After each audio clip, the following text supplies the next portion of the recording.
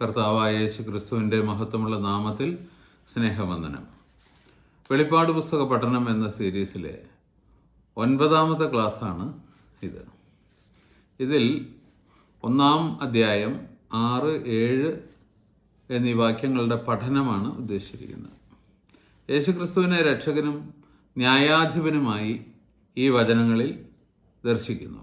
6-ാം വാക്യത്തിൽ രക്ഷകനായും 7-ാം വാക്യത്തിൽ ന്യായാധിപനായും ദർശിക്കുന്നു.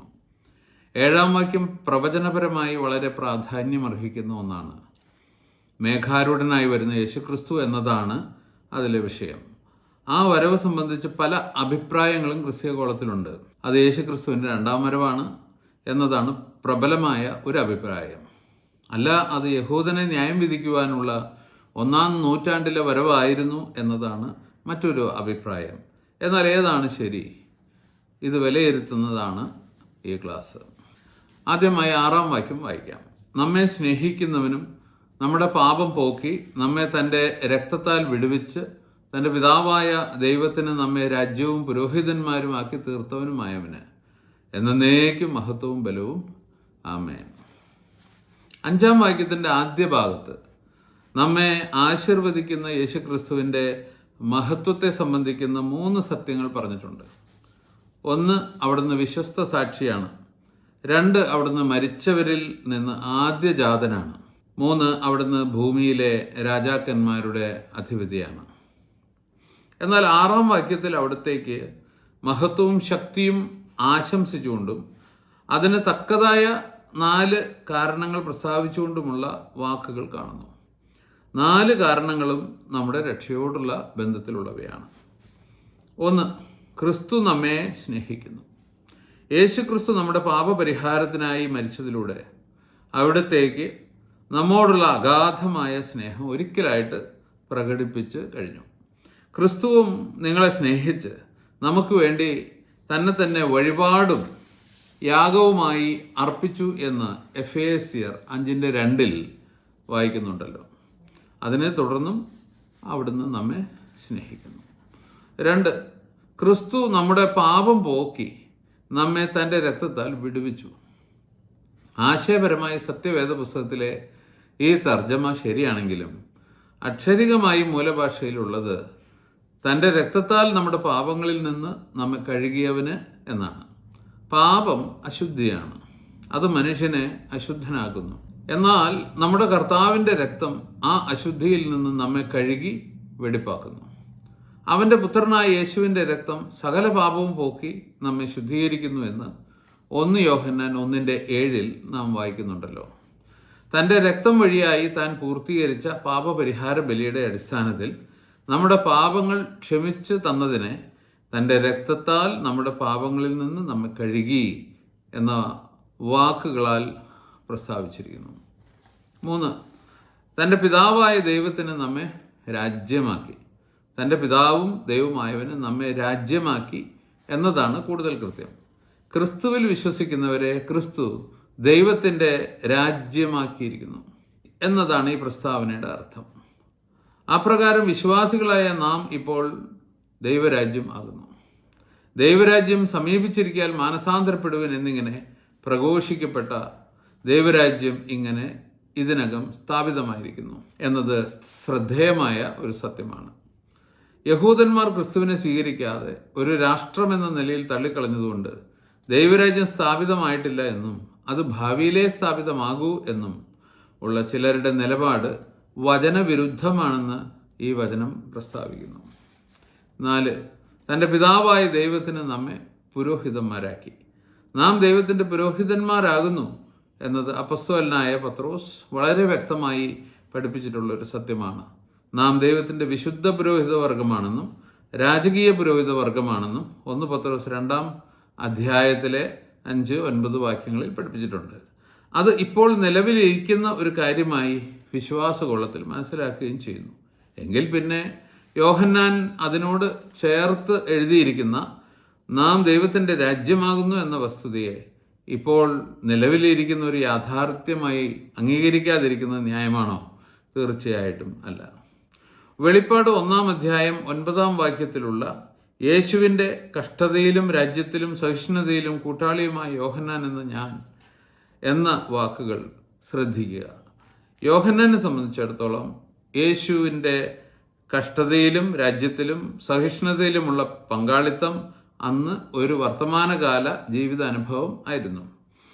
നിലവിലില്ലാത്ത ഒരു രാജ്യത്തിൽ കൂട്ടാളിയാകുവാൻ കഴിയുമോ? തീർച്ചയായും ഇല്ല.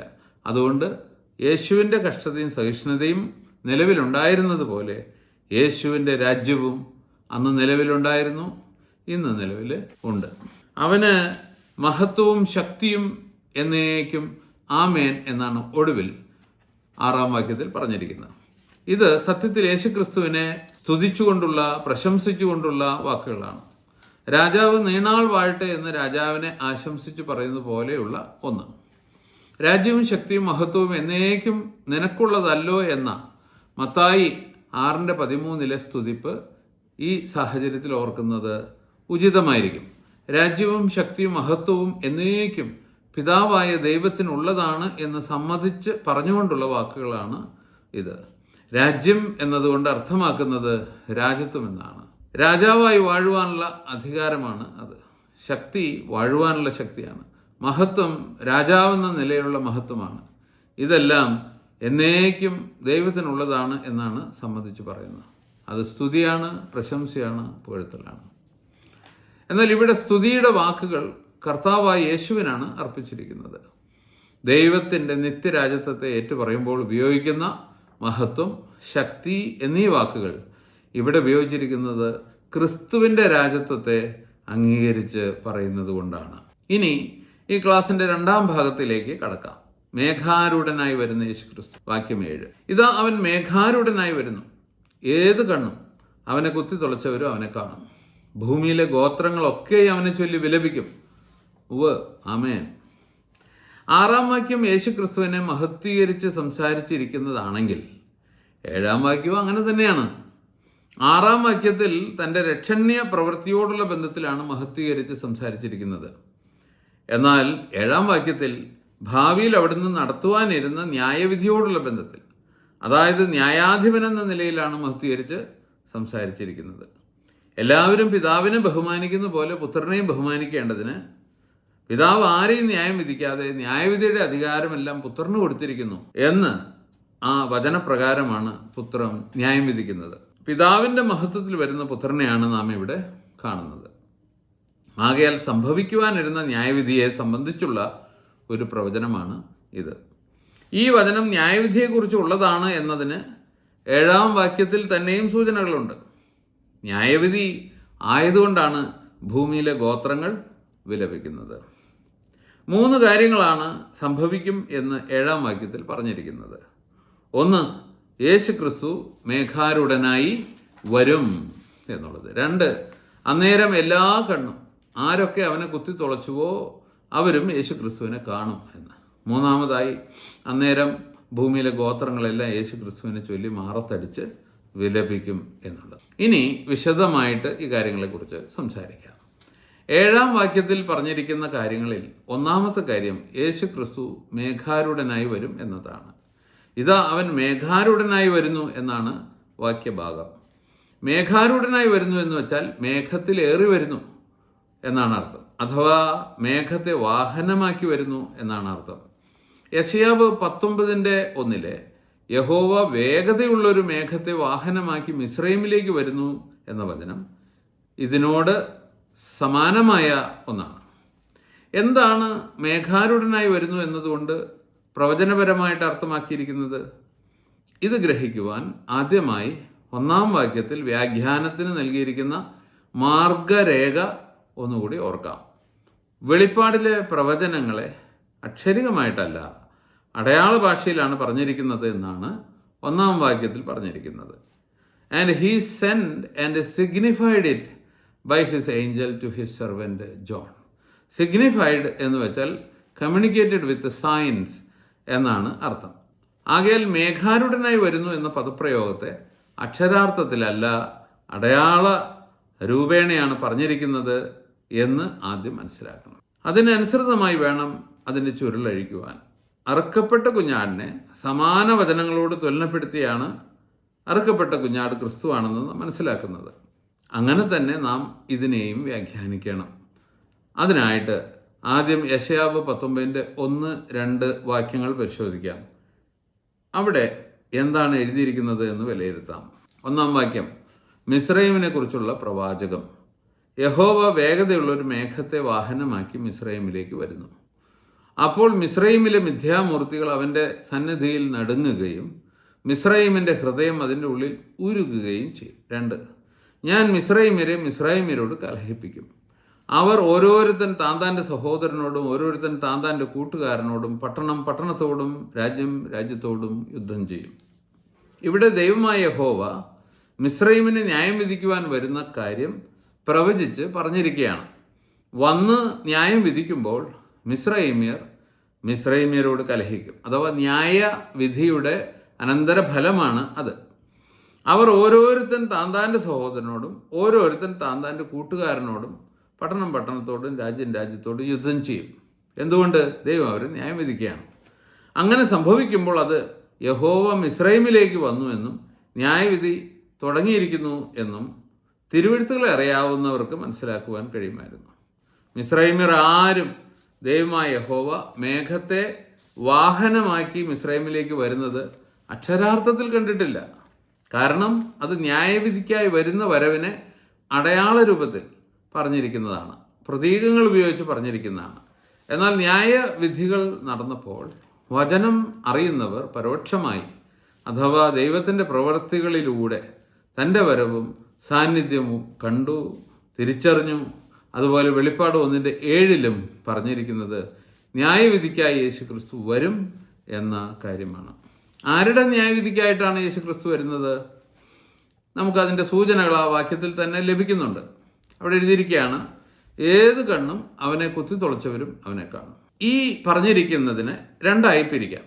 അതായത് കർത്താവായ യേശുക്രിസ്തു മേഘാരൂഢനായി വരുമ്പോൾ 1, ഏത് കണ്ണും അവനെ കാണും. 2, ആരൊക്കെയാണോ അവനെ കുത്തിത്തുളച്ചത് അവരും കാണും. ആദ്യം ഏത് കണ്ണും അവനെ കാണും എന്ന ഭാഗം നമുക്ക് ശ്രദ്ധിക്കാം. കർത്താവിൻ്റെ 2-ാം വരവിൽ, അതായത് തന്നെ കാത്തിരിക്കുന്ന തൻ്റെ ജനത്തിനു വേണ്ടിയുള്ള വരവിൽ ഏത് കണ്ണും അവനെ കാണുമോ? എന്താണ് വചനം പറയുന്നത് എന്ന് നമുക്ക് ശ്രദ്ധിക്കാം. 1 യോഹന്നാൻ 3:2, അവൻ പ്രത്യക്ഷനാകുമ്പോൾ നാം അവനെ താൻ ഇരിക്കും പോലെ തന്നെ കാണുന്നതാകൊണ്ട് അവനോട് സദൃശന്മാരാകും എന്ന് നാം അറിയുന്നു.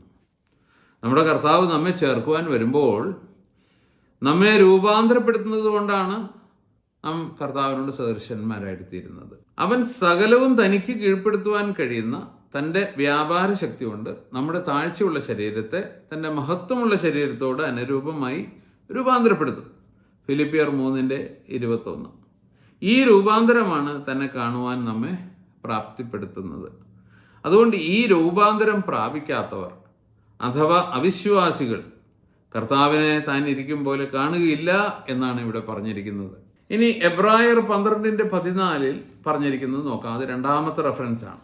ശുദ്ധീകരണം കൂടാതെ ആരും കർത്താവിനെ കാണുകയില്ല. ശുദ്ധീകരണം എങ്ങനെയാണ് ലഭിക്കുന്നത്?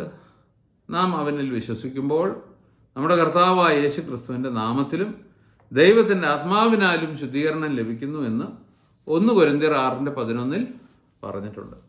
ആകയാൽ അവിശ്വാസികൾ ശുദ്ധീകരണം പ്രാപിക്കുന്നില്ല. അവർ കർത്താവിനെ അതുകൊണ്ട് കാണുകയും ഇല്ല. മത്തായി 5:8 ഹൃദയശുദ്ധിയുള്ളവർ ഭാഗ്യവാന്മാർ എന്ന് എഴുതിയിട്ടുണ്ട്. അവർ ദൈവത്തെ കാണും എന്നും എഴുതിയിട്ടുണ്ട്. ആരാണ് ഹൃദയശുദ്ധിയുള്ളവർ? യേശുക്രിസ്തുവിൽ വിശ്വസിച്ച് തൻ്റെ നാമത്തിലും ദൈവത്തിൻ്റെ ആത്മാവിനാലും ശുദ്ധീകരണം പ്രാപിച്ചവരാണ് ഹൃദയശുദ്ധി ഉള്ളവർ. അവരല്ലാതെ ആരും ദൈവത്തെ കാണുകയില്ലെന്നാണ് അവിടെ എഴുതിയിരിക്കുന്നത്. ആരാണ് കർത്താവായ യേശുക്രിസ്തു? വീരനാം ദൈവം, സർവത്തിനും മീതെ ദൈവം, മഹാദൈവം, സത്യദൈവം. ആകയാൽ ഹൃദയ ശുദ്ധിയുള്ളവർ അല്ലാതെ ആരും തന്നെ കാണുകയില്ല. എന്നാൽ ഏത് കണ്ണും അവനെ കാണും എന്ന് വെളിപ്പാട് 1:7 പറഞ്ഞിരിക്കുന്നത് കൊണ്ട് തീർച്ചയായിട്ടും അത് സംഭവിക്കും. എങ്കിലും അത് 2-ാം വരവിൽ സംഭവിക്കുന്ന കാര്യം അല്ല എന്ന് നമുക്കവിടെ കാണുവാൻ കഴിയും. കാരണം 2-ാം വരവിൽ അവിശ്വാസികൾ കർത്താവിനെ കാണുകയില്ല എന്നാണ് നമുക്കിവിടെ കാണുവാൻ സാധിക്കുന്നത്.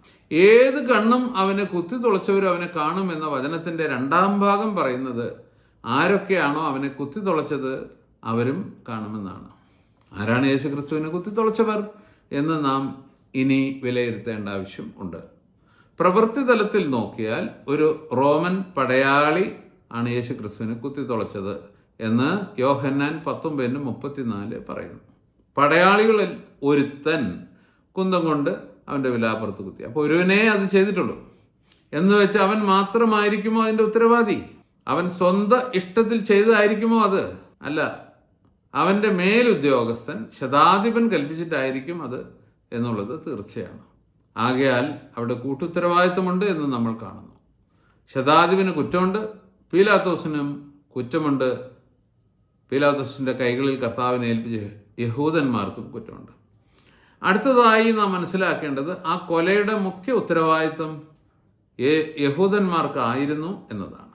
കാരണം അസൂയ മൂത്ത് യേശുവിനെ കൊല്ലുവാൻ പദ്ധതിയിട്ടവരും പിടിച്ചുകൊണ്ടുപോയവരും കള്ളസാക്ഷികളെ സംഘടിപ്പിച്ച് വിചാരണ ചെയ്തവരും കൊല്ലുവാൻ അധികാരമില്ലാത്തതുകൊണ്ട് അധികാരമുള്ള പീലാത്തോസിനെ ഏൽപ്പിച്ചു കൊടുത്തവരും കുറ്റമില്ല എന്ന് തെളിഞ്ഞിട്ട് വിട്ടയക്കുവാൻ ഒരുങ്ങിയ പീലാത്തോസിന്മേൽ സമ്മർദ്ദം ചെലുത്തി കൊലയ്ക്ക് വിധിപ്പിച്ചവരും യഹൂദന്മാരായിരുന്നു.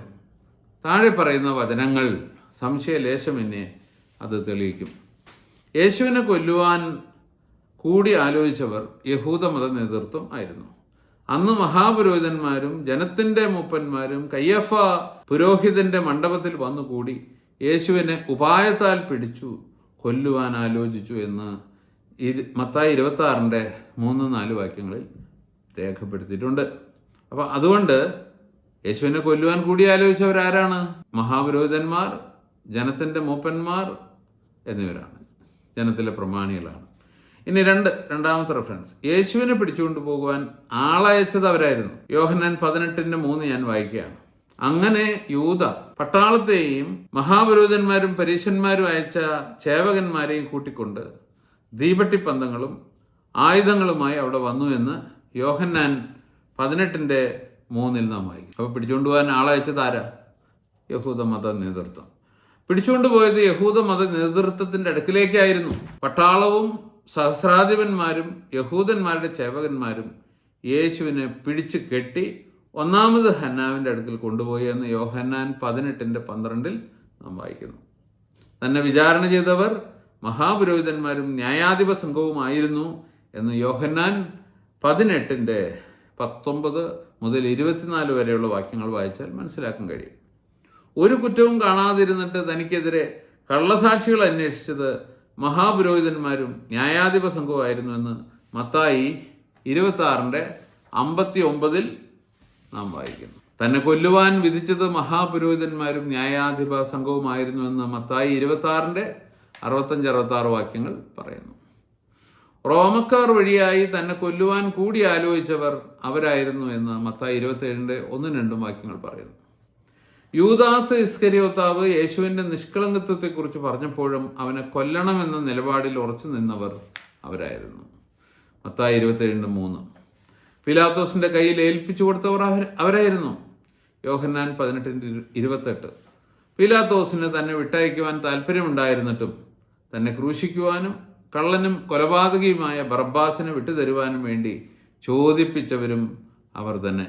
യോഹന്നാൻ 18:39. അപ്പസ്തോലന്മാരും ഇങ്ങനെ തന്നെയാണ് എപ്പോഴും ആരോപിച്ചിട്ടുള്ളത്. അപ്പസ്തോല പ്രവൃത്തികളിൽ നിന്നുള്ള 7 വചനങ്ങൾ ഇതിന് തെളിവായിട്ട് ഞാൻ നിരത്തുകയാണ്. 1. അപ്പസ്തോല പ്രവൃത്തി 2-ാം അധ്യായം 36-ാം വാക്യം. യെരുശലേം നിവാസികളായ യഹൂദന്മാരെ നോക്കി അവരുടെ മുഖത്ത് നോക്കിയിട്ടാണ് പത്രോസ് ഈ കാര്യങ്ങൾ പറയുന്നത്. ആകയാൽ നിങ്ങൾ ക്രൂശിച്ച ഈ യേശുവിനെ എന്ന്. അപ്പോൾ ആര് ക്രൂശിച്ചു എന്ന് പറയണേ? റോമൻ പടയാളികൾ ക്രൂശിച്ചു എന്നല്ല, നേരെ മറിച്ച് യഹൂദന്മാർ ക്രൂശിച്ചു എന്നാണ് പറയുന്നത്. അപ്പോൾ ബൈബിളിൽ പറഞ്ഞിരിക്കുന്ന ഭാഷയിൽ വേണം ബൈബിളിനെ മനസ്സിലാക്കുവാനും വ്യാഖ്യാനിക്കുവാനൊക്കെ. പത്രോസ് വീണ്ടും അവരോട് പറയുകയാണ് 3-ാം അധ്യായം 13, 14, 15 വാക്യങ്ങളിൽ, അവനെ നിങ്ങൾ ഏൽപ്പിച്ചു കൊടുക്കുകയും അവനെ വിട്ടയപ്പാൻ വിധിച്ച പീലാത്തോസിൻ്റെ മുമ്പിൽ വെച്ച് തള്ളിപ്പറയുകയും ചെയ്തു. പരിശുദ്ധനും നീതിമാനുമായവനെ നിങ്ങൾ തള്ളിപ്പറഞ്ഞു. കൊലപാതകനായവനെ വിട്ടുതരണമെന്ന് ചോദിച്ചു. ജീവനായകനെ കൊന്നുകളഞ്ഞു. ആര് കൊന്നു? നിങ്ങൾ. ഇനി 3-ാമത്തേത് 4:10. വീണ്ടും പത്രോസ് പറയുകയാണ്, നിങ്ങൾ ക്രൂശിച്ചവനും ദൈവം മരിച്ചവരിൽ നിന്ന് ഉയർപ്പിച്ചവനുമായ നസറായനായ യേശു ക്രിസ്തു എന്ന്. ഇനി 5-ാം അധ്യായം 34-ാമത്തെ വചനമാണ്. വീണ്ടും പത്രോസ് പറഞ്ഞു, നിങ്ങൾ മരത്തിൽ തൂക്കിക്കൊന്ന യേശു. ഇനി 7:53 പറയുകയാണ്, സ്തെഫാനോസ് പറഞ്ഞു, അവന് നിങ്ങളിപ്പോൾ ദ്രോഹികളും കുലപാതകരും ആയി തീർന്നു. 10:39 പത്രോസ് കൊർന്നലിയോസിന്റെ ഭവനത്തിൽ പറഞ്ഞു, അവനെ അവർ മരത്തിന്മേൽ തൂക്കിക്കൊന്നു. ആര്? യഹൂദന്മാർ. ഇനി 13:27 മുതൽ 28 വരെയുള്ള വാക്യങ്ങൾ. പൗലോസിന്റെ വാക്കുകൾ യെരുശലേം നിവാസികളും അവരുടെ പ്രമാണികളും അവനെയോ ശബത്ത് തോറും വായിച്ചു വരുന്ന പ്രവാചകന്മാരുടെ വചനങ്ങളെയോ തിരിച്ചറിയാതെ അവനെ ശിക്ഷയ്ക്ക് വിധിക്കയാൽ അവയ്ക്ക് നിവൃത്തി വരുത്തി. മരണത്തിന് ഒരു ഹേതുവും കാണാഞ്ഞിട്ടും അവനെ കൊല്ലണം എന്ന് പീലാത്തോസിനോട് അപേക്ഷിച്ചു. ഇനി സെഖര്യാവിലുള്ള ഒരു പ്രവചനത്തെ ഈ സാഹചര്യത്തിൽ ഓർക്കാം. സെഖര്യാവിലുള്ള ഈ പ്രവചനത്തെ ഈ സാഹചര്യത്തിൽ പരിഗണിക്കാതെ ഈ കാര്യം വിലയിരുത്തുന്നത് ശരിയായിരിക്കില്ല. ആ വചനം ഇപ്രകാരമാണ് ഉള്ളത്: ഞാൻ ദാവീദ് ഗൃഹത്തിന്മേലും യെരുശലേം നിവാസികളുടെ മേലും കൃപയുടെയും യാചനകളുടെയും ആത്മാവിനെ പകരും. തങ്ങൾ കുത്തിയിട്ടുള്ളവെങ്കിലേക്ക് അവർ നോക്കും. അപ്പോൾ ഈ വചനപ്രകാരം കർത്താവായ യേശു ക്രിസ്തുവിനെ കുത്തുവാൻ പോകുന്നവരാരാണ്? റോമൻ പടയാളികൾ എന്നല്ല എഴുതിയിരിക്കുന്നത്. ദാവീദ് ഗൃഹം, യെരുശലേം നിവാസി. ഈ വചനപ്രകാരം ക്രിസ്തുവിനെ കുത്തിയ കുറ്റം ചാർത്തിയിട്ടുള്ളത് ദാവീദ് ഗൃഹത്തിന്മേലും യെരുശലേം നിവാസികളുടെ മേലുമാകുന്നു. ആകയാൽ അവരാണ് അവനെ കുത്തി തുളച്ചവർ. ആകയാൽ അവനെ കുത്തി തുളച്ചവരുടെ ന്യായവിധിക്കായിട്ടാണ് കുത്തി തുളയ്ക്കപ്പെട്ടവനായ യേശു വരുന്നത്. യേശു ക്രിസ്തു വന്നത് യഹൂദന്മാരുടെ രാജാവായിട്ടാണ് എന്ന് നമുക്കറിയാം. എന്നാൽ താൻ അവർക്ക് രാജാവായിരിക്കുന്നത് യഹൂദന്മാരിൽ ബഹുഭൂരിപക്ഷത്തിന് സമ്മതമല്ലായിരുന്നു. ആകയാൽ അവർ അവനെ തള്ളിക്കളഞ്ഞ് ക്രൂശിച്ചു. ആകയാൽ രാജത്വം പ്രാപിച്ചു വരുമ്പോൾ അവിടുന്ന് അവരോട് എന്ത് ചെയ്യുമായിരുന്നു എന്നാണ് കർത്താവ് തന്നെ പറയുന്നത്. ലൂക്കോസ് 19:27 പറയുന്നത് ഇങ്ങനെയാണ്: അവൻ ആ വല്ലാത്തവരെ വല്ലാതെ നിഗ്രഹിക്കുമായിരുന്നു എന്ന്. ഇങ്ങനെ താൻ യഹൂദന്മാരോട് പ്രതികാരം ചെയ്യുവാൻ വരുന്നത് അവർ കാണും, അഥവാ തൻ്റെ പ്രതികാരം അവർ അനുഭവിക്കേണ്ടി വരും എന്നാണ് വെളിപ്പാട് 1:7 പ്രവചിച്ച് പറഞ്ഞിരിക്കുന്നത്. ഇനി ഈ വചനം നിറവേറേണ്ടുന്ന സമയം സംബന്ധിച്ച സൂചന നമുക്ക് നോക്കാം. അവനെ കുത്തിത്തുളച്ചവർ ആരെന്നും പ്രവചനപ്രകാരം അവർ അവനെ എങ്ങനെ എപ്പോൾ കാണേണ്ടതാകുന്നു എന്നും വിലയിരുത്തിയാൽ കർത്താവിൻ്റെ മേഘങ്ങളോട് കൂടെയുള്ള വരവ് എപ്പോഴെന്ന് മനസ്സിലാക്കുവാൻ സാധിക്കും. നാം ഇതിനകം കണ്ടതുപോലെ വചനത്തിൻ്റെ 2-ാം ഭാഗം പറയുന്നത് എല്ലാ കണ്ണും ആരൊക്കെ അവനെ കുത്തിത്തുളച്ചുവോ അവരും അവനെ കാണുമെന്നാണ്. ശ്രദ്ധിക്കുക, അവനെ കുത്തിത്തുളച്ചവർക്ക് അവനെ കാണുവാൻ കഴിയണമെങ്കിൽ അവനെ കുത്തിത്തുളച്ചവർ ജീവിച്ചിരിക്കുമ്പോൾ തന്നെ കർത്താവായ യേശു ക്രിസ്തു മേഘാരൂഢനായി വരണം. അതുകൊണ്ട് ആ വരവ് കുത്തിത്തുളച്ചവർ ജീവിച്ചിരിക്കുമ്പോൾ തന്നെ, ആ തലമുറ ജീവിച്ചിരിക്കുമ്പോൾ തന്നെ ആ തലമുറയിൽ സംഭവിക്കേണ്ടതായിരുന്നു. എന്നാൽ കർത്താവിൻ്റെ 2-ാം വരവ് ആ സമയത്ത് നടന്നിട്ടില്ല, ആ തലമുറയിൽ നടന്നിട്ടില്ല. അതുകൊണ്ട് ഈ വരവും ന്യായവിധിയും AD 70 ദൈവാലയത്തിൻ്റെയും യെരുശലേമിൻ്റെയും നാശത്തോടുള്ള ബന്ധത്തിൽ ഉണ്ടായ വരവും ന്യായവിധിയും തന്നെയാണ്. അവർ അക്ഷരാർത്ഥത്തിൽ യേശു മേഘാരൂഢനായി വന്നത് കണ്ടുവോ എന്ന് ഇത് കേൾക്കുമ്പോൾ ചോദ്യം ഉണ്ടാകും. AD 70 അങ്ങനെ സംഭവിച്ചു? അവർ കണ്ടോ കർത്താവിനെ? ഇല്ല. കണ്ടു എന്ന് പറയുവാൻ വേദപുസ്തകത്തിന്റെ പശ്ചാത്തലത്തിൽ വരവ് ദൃശ്യമാകണമെന്നില്ല, കാണൽ അക്ഷരികമാകണമെന്നില്ല. പ്രവൃത്തികളിലൂടെ കണ്ടാൽ മാത്രം മതി എന്ന് കർത്താവ് പറയുന്നു. ഉദാഹരണം യോഹന്നാൻ 15:24, മറ്റാരും തന്നെ ചെയ്തിട്ടില്ലാത്ത പ്രവൃത്തികളെ ഞാൻ അവരുടെ ഇടയിൽ ചെയ്തിട്ടില്ലായിരുന്നു എങ്കിൽ അവർക്ക് പാപം ഉണ്ടാകുമായിരുന്നില്ല. എന്നാൽ ഇപ്പോൾ അവർ എന്നെയും എൻ്റെ പിതാവിനെയും കണ്ടും വെറുത്തുമിരിക്കുന്നു. ഏത് നിലയിലാണ് അവർ പിതാവിനെ കണ്ടു എന്ന് കർത്താവ് പറഞ്ഞിരിക്കുന്നത്? പിതാവ് പുത്രനിലൂടെ ചെയ്ത പ്രവൃത്തികളിലൂടെ. എങ്കിൽ പിന്നെ വെളിപ്പാട് 1:7 കാണൽ നിറവേറിയിട്ടില്ല എന്ന് നാം എന്തുകൊണ്ട് ചിന്തിക്കണം? കാരണം കർത്താവ് അവിടെ പ്രവർത്തിച്ചു. കർത്താവ് പ്രവർത്തിച്ചപ്പോൾ റോമൻ സൈന്യം യെരുശലേമിനെ നശിപ്പിച്ചു, ദൈവാലയത്തെ നശിപ്പിച്ചു, യഹൂദന്മാരെ കൊന്നു, കുറേ അധികം പേരെ പിടിച്ചുകൊണ്ടുപോയി, അങ്ങനെ പലതും. അത് കർത്താവിൻ്റെ ന്യായവിധിയായിരുന്നു. കർത്താവ് വന്നു എന്നുള്ളതിൻ്റെ തെളിവാണ്. വെളിപ്പാട് 1:7 സമാന്തരമായ വചനങ്ങൾ സുവിശേഷങ്ങളിൽ 4 ഉണ്ട്. മത്തായി 24:30 അപ്പോൾ മനുഷ്യപുത്രന്റെ അടയാളം ആകാശത്ത് വിളങ്ങും. അന്ന് ഭൂമിയിലെ സകല ഗോത്രങ്ങളും പ്രലാപിച്ചുകൊണ്ട് മനുഷ്യപുത്രൻ ആകാശമേഘങ്ങളിൽ മേൽ മഹാശക്തിയോടും തേജസ്സോടും കൂടെ വരുന്ന കാണും എന്ന വചനം ഈ 4-ൽ ഒന്നാണ്. രണ്ടാമത്തേത്, മനുഷ്യപുത്രൻ ആകാശ മേഘങ്ങളെ വാഹനമാക്കി വരുന്നത് നിങ്ങൾ കാണും. മത്തായി 26:6. മത്തായി 26:64. മർക്കോസ് 13:26 പറഞ്ഞിരിക്കുന്നു, അപ്പോൾ മനുഷ്യപുത്രൻ വലിയ ശക്തിയോടും തേജസ്സോടും കൂടെ മേഘങ്ങളിൽ വരുന്നത് അവർ കാണും. ലൂക്കോസ് 21:27 പറഞ്ഞിരിക്കുന്നു, അപ്പോൾ മനുഷ്യപുത്രൻ ശക്തിയോടും മഹാ തേജസ്സോടും കൂടെ മേഘത്തിൽ വരുന്നത് അവർ കാണും എന്ന്. ഇങ്ങനെ സുവിശേഷങ്ങളിൽ 4 പ്രാവശ്യം മേഘത്തിലുള്ള വരവിനെ കുറിച്ച് പറഞ്ഞിട്ടുണ്ട്. വെളിപ്പാട് പുസ്തകം 1:7 മറ്റൊന്ന്, അങ്ങനെ 5 പ്രാവശ്യം. അതിൻ്റെ വിശദീകരണങ്ങൾ അടുത്ത ക്ലാസ്സിൽ. അതുവരെ വിടാം. നമ്മെ സ്നേഹിക്കുന്നവനും നമ്മുടെ പാപം പോക്കി നമ്മെ തൻ്റെ രക്തത്താൽ വിടുവിച്ച് തൻ്റെ പിതാവായ ദൈവത്തിന് നമ്മെ രാജ്യവും പുരോഹിതന്മാരും ആക്കി തീർത്തവനുമായവന് എന്നേക്കും മഹത്വവും ബലവും. ആമേൻ.